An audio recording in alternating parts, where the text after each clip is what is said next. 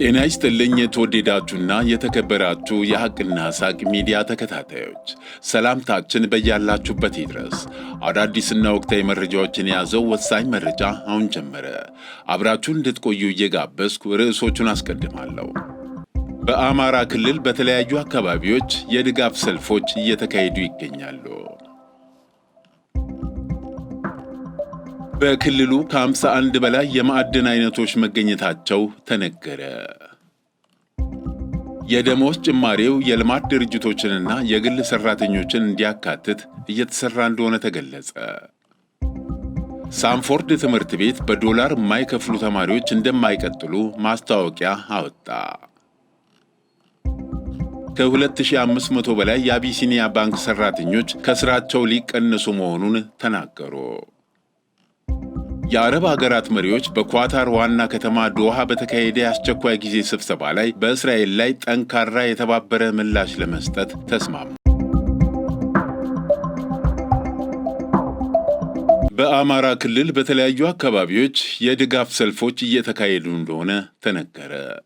ባህር ዳር ከተማን ጨምሮ በተለያዩ የአማራ ክልል በሚገኙ ዞኖችና ወረዳዎች ታላቁ የኢትዮጵያ ህዳሴ ግድብን በተመለከተ የድጋፍ ሰልፎች እየተካሄዱ ነው። በድጋፍ ሰልፈኞች ከተያዙ መፈክሮች መካከል ግድባችን የይቻላል መንፈስ እርሾ የቁጭት ታሪካችን መሳሪያ ነው፣ ህዳሴ የሚደገም ድል የሚጨበጥ ብስራት ነው፣ ግድባችን ለተፋሰሱ ሀገራት በረከት እንጂ ጉዳት አያመጣም፣ ግድባችን በራሳችን አቅም የገነባ ነው፣ የአንድነታችንና የአብሮነታችን ምሰሶ ነው፣ ግድባችን የፍትህ መነጽራችን የነጻነት መልእክታችን ነው፣ ግድባችን የመነሳሳት ደወል ብስራት የኢትዮጵያ ድምቀት ነው የሚሉና ሌሎችም መፈክሮች ተስተውለዋል። በአማራ ክልል ከተሞች የታላቁ የኢትዮጵያ ህዳሴ ግድብ መጠናቀቅን ተከትሎ የተካሄደው ሰልፍ ለግማሽ ቀን ያህል እንደቆየ ለማወቅ ተችሏል። በክልሉ ከ51 በላይ የማዕድን አይነቶች መገኘታቸው ተነገረ። በአማራ ክልል ከ51 በላይ የማዕድናት አይነቶች እንደተገኙ የተደረጉ ጥናቶች አመላክተዋል ሲል የአማራ ክልል ብሔራዊ ክልላዊ መንግስት ማዕድን ሀብት ልማት ቢሮ አስታውቋል። መንግስት ለማዕድን ዘርፍ በሰጠው ልዩ ትኩረት ከ51 አይነት በላይ የማዕድን አይነቶች መገኘታቸውን የተደረጉ ጥናቶች አመላክተዋል መባሉን ከደብረ ማርቆስ ከተማ ኮሚኒኬሽን ጽሕፈት ቤት የደረሰን መረጃ ያመለክታል። በጥናቱ ውጤት መሰረት ማዕድናቱን ጥቅም ላይ ለማዋል እየተሰራ መሆኑም ተገልጿል። ከነዚህም ውስጥ የግራናይትና የማርብል ፋብሪካዎች በባህር ዳር፣ ቡሬ፣ ደብረ ማርቆስና በመሳሰሉት ከተማዎች በግንባታ ላይ እንደሚገኙ ተጠቁመዋል። በክልሉ ከሚገኙ ማዕድናት ውስጥ 100 ኪሎ ግራም የወርቅ ማዕድን ተመርቶ ለብሔራዊ ባንክ መቅረቡ ተገልጿል። የድንጋይ ከሰል ማዕድን ከውጭ በከፍተኛ ዶላር ተገዝቶ ይገባ እንደነበር የተጠቆመ ሲሆን አሁን በአማራ ክልል እየተመረተ ይገኛል ተብሏል። የብረት ማዕድን ሀብት በክልሉ ለማልማት በእንቅስቃሴ ላይ መሆኑንም በመግለጽ ይህ ማዕድን በጥራቱ ከፍተኛ ደረጃ ላይ የሚቀመጥ ነው። ክልሉ ባለፈው በጀት ዓመት ማዕድንን ወደ ውጭ በመላክ 10 ሚሊዮን ዶላር እንዲሁም የውጭ ምርቶችን በሀገር ውስጥ በመተካት ደግሞ 113 ሚሊዮን ዶላር ትርፍ ማግኘት መቻሉ ተገልጿል።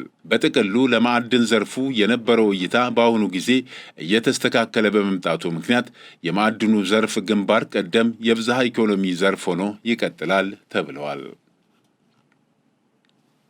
የደሞዝ ጭማሪው የልማት ድርጅቶችንና የግል ሰራተኞችን እንዲያካትት እየተሰራ እንደሆነ ተገለጸ። የደሞዝ ጭማሪው የልማት ድርጅቶችና የግል ሰራተኞችን እንዲያካትት እየተሰራ እንደሚገኝ የኢትዮጵያ ሰራተኞች ማህበራት ኮንፌዴሬሽን አስታወቀ።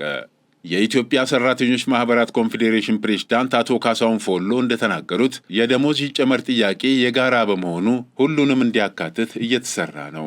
የልማት ድርጅቶች ሰራተኞች በቦርዳቸውና ለግል ተቋማት በአሰሪና ሰራተኛ አዋጅ መሰረት የመነሻ ደሞዝ የሚወስን ቦርድ ተቋቁሞ እንዲታይ የሚያዝ ህጋዊ ማዕቀፍ አለ ያሉት ፕሬዝዳንቱ በዚህም የደሞዝ ቦርድ መንግስት አቋቁሞ የመነሻ ደሞዝ እንዲወሰን ኮንፌዴሬሽኑ ሚናውን እየተወጣ ነው ሲሉ ገልጸዋል። ኮንፌዴሬሽኑ ቦርድ ተቋቁሞ በፍጥነት ወደ ሥራ እንዲገባ ድጋፍና ክትትል እንደሚያደርግለትም ነው አቶ ካሳሁን ያስረዱት። አቶ ካሳሁን አክለውም የመንግስት የልማት ድርጅቶች እንዲሁም የግል ሰራተኞች የሚተዳደሩባቸው ሕጎች የተለያዩ ቢሆንም ከደሞዝ ጭማሪ ጋር በተያያዘ በጋራ እንዲሻሻሉ ኢኮኖሚው በራሱ እንደሚያስገድድ ተናግረዋል። ኮንፌዴሬሽኑ በ2011 ዓ.ም የግል ሰራተኛው መነሻ ደሞዝ በአሰሪና ሰራተኛ ጉዳይ አዋጅ ሕጋዊ እንዲሆን አስችሏል ያሉት አቶ ካሳሁን በአዋጁ መሰረትም የወቅቱ የገበያና ኢኮኖሚ ሁኔታ እየታየ በየዓመቱ መነሻ የደሞዝ ወለል የሚወስን የደሞዝ ቦርድ እንዲቋቋም ያዛል ብለዋል። ከደሞዝ ጭማሪው ጋር በተያያዘ የዋጋ ጭማሪ እንዳይደረግ ሁሉም በቅንጅት መሰራት እንዳለበት ገልጸዋል።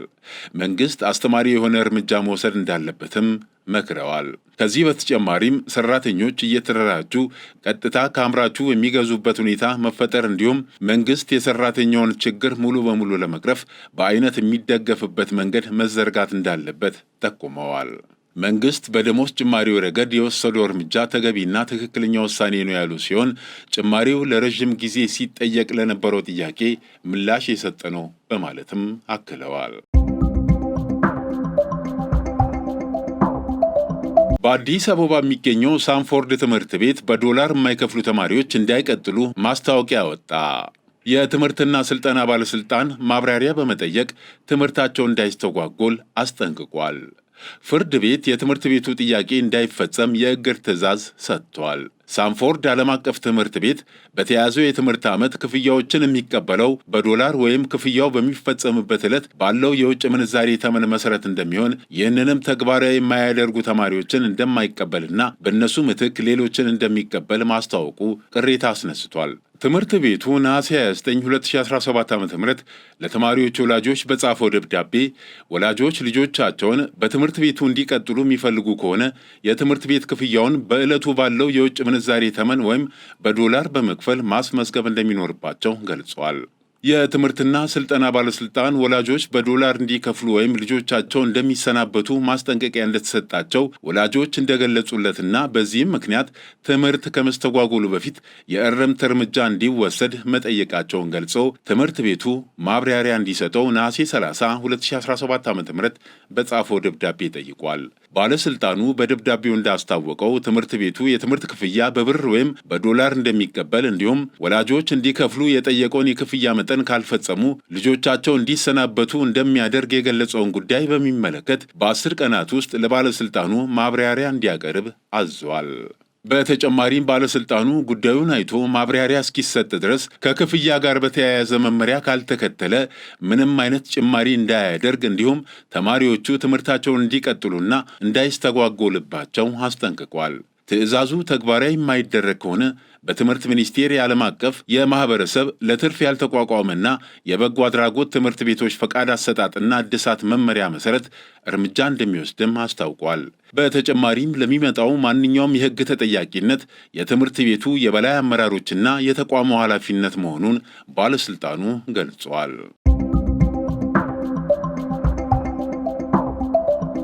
ከ2500 በላይ የአቢሲኒያ ባንክ ሰራተኞች ከስራቸው ሊቀነሱ መሆኑን ተናገሩ። ከ2000 በላይ የአቢሲኒያ ባንክ ሰራተኞች ከስራቸው ሊቀነሱ መሆኑን ተናግረዋል። ባንኩ በጉዳዩ ዙሪያ ምላሽ ሰጥቷል። ሰራተኞቹ ሁሉን ነገራችንን መስዋዕት አድርገን በብዙ ደንበኞች ዘንድ ተወዳጅ ያደረግነው ባንካችን፣ በቢሊየን ብሮች እንዲያተርፍ ያደረግነው ባንካችን ምንም ሳናስብ ድንገት ያለምንም በቂ ምክንያት ሊቀንሰን እንደሆነ በግልጽ ነግሮናል ብለዋል ሰራተኞቹ። ባንኩ በበኩሉ የሚቀነስ ሰራተኛ የለም፣ ያላቸው ክህሎት እየታየ የሰው ኃይል ፍላጎት ባለበት ቦታ ይመደባሉ ብሏል። አቢሲኒያ ባንክ በሰጠው ምላሽ አቢሲኒያ ባንክ ሰራተኞችን ለመቀነስ ወይም ለማባረር እቅድ የለውም ብሏል። እነዚህ ሪሶርስ ፑል ዝርዝር ውስጥ የገቡ ሰራተኞች ስትራቴጂካዊ በሆነ መልኩ የስራ ማስፋፊያ ስራ ላይ እንዲሳተፉ ይደረጋሉ። ያላቸው ክህሎት እየታየ የሰው ኃይል ፍላጎት ባለበት ቦታ ይመደባሉ ያለው ባንኩ ይህም ስራውን ለማስፋፋት ከማገዝ በተጨማሪ የተሳለጠ አሰራር እንዲኖር ያደርጋል ብሏል። የአረብ ሀገራት መሪዎች በኳታር ዋና ከተማ ዶሃ በተካሄደ የአስቸኳይ ጊዜ ስብሰባ ላይ በእስራኤል ላይ ጠንካራና የተባበረ ምላሽ ለመስጠት ተስማሙ። አንዳንዶችም የአረቡን ዓለም ደህንነት ለመጠበቅ በኔቶ አምሳያ የተዋሃደ የጸጥታ ኃይል እንዲቋቋም ጥሪ አቅርበዋል። እሁድና ሰኞ ላይ የአረብ ሊግና የእስልምና ትብብር ድርጅት ኦአይሲ አባል ሀገራት በአረብ እስላማዊ ጉባኤ ላይ ተገኝተዋል። ጉባኤው በእስራኤል ላይ የተለየ እርምጃ እንዲወሰድ የሚጠይቅ ውሳኔ አሳልፏል። የእስራኤል ቸልተኛ ድርጊቶች በክልሉ ሰላምና መረጋጋት ላይ ከባድ ስጋት ይፈጥራሉ ሲሉም ገልጸዋል። የተከበራችሁ የሐቅና ሳቅ ሚዲያ ተከታታዮች ለዕለቱ ያዘጋጀናቸው ዋና ዋና መረጃዎች እነዚህን ይመስሉ ነበር። መልካም ጊዜ።